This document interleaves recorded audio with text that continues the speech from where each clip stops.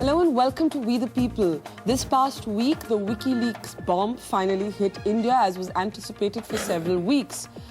It contained some rather unflattering descriptions and assessments of Sonia Gandhi's political acumen, some name-calling from Prakash Karat, a controversial reference to what's being called right-wing or Hindu terrorism in comments attributed to Rahul Gandhi, and embarrassingly for India, an assessment of India's, or what was called India's, alleged tolerance for terror in Jammu and Kashmir.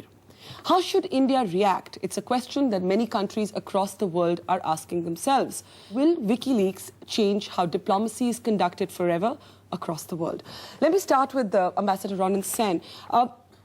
In a sense, apart from the fact that, Indians may not like the fact that their political leaders are described in what some would say arrogant terms by the Americans, is there anything that leaps out of these cables that alarms you, that you think would actually change the texture of the relationship between India and the United States of America? No, I don't think it will. It will have some impact in terms of communications, in terms of frank communications, because, confidentiality is assumed. The basis of any diplomacy between any country is credibility, and that credibility can be undermined, if confidences are not kept in confidence. So it will have an impact, and that's a casualty. But I don't think beyond a particular point, because what has actually you refer to, for instance, personalities. Yeah. It's a part of a diplomat's job to give feedback. An assessment. No, you don't want a biodata. What you want is a bioprofile. You want a three-dimensional assessment of anyone who can influence policy. So by definition, you can't be politically correct in that assessment. You're giving your own impressions at a period in time. Absolutely. And not only that, it need not reflect that that is of the government. It is that individual's assessment. Second thing is that different ambassadors from different countries can have different assessments on the same issue. Some can be erroneous. For instance, there was one reference to Pranab Mukherjee, saying some certain things, making a call to Zardari.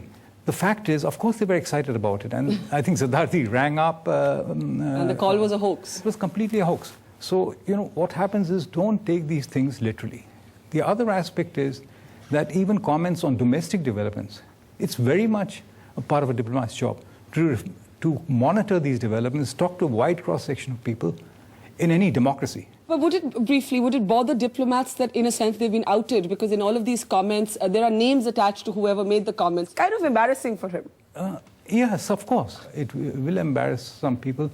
And in fact, it'll undermine, as I said right from the beginning, the frank the comfort discussion. Zone, in a sense, for Absolutely. diplomats to function. That is a casualty. Admiral Menon, you've, in one of your articles called Julian Assange a jackal who feeds after the lions have eaten. Are you implying that he's a sort of not exactly brave fellow out there? Because you're saying he comes post the big daddies, post the big guns, after the lions have sort of been hunting and left. Yeah, I mean, a jackal is necessary for the ecosystem,